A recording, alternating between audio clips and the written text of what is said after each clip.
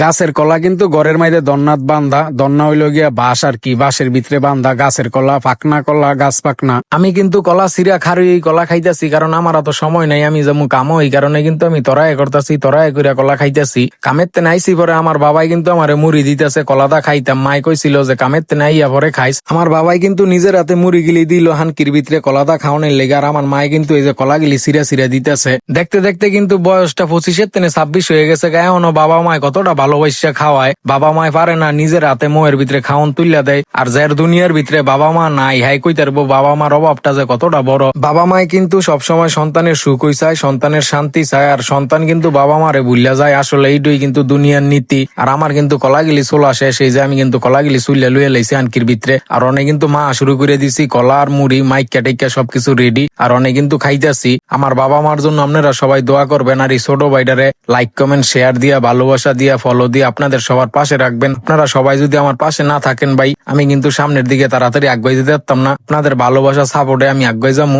সবাই আমার পাশে থাকবেন, সবাই ভালো থাকবেন, সুস্থ থাকবেন। ধন্যবাদ।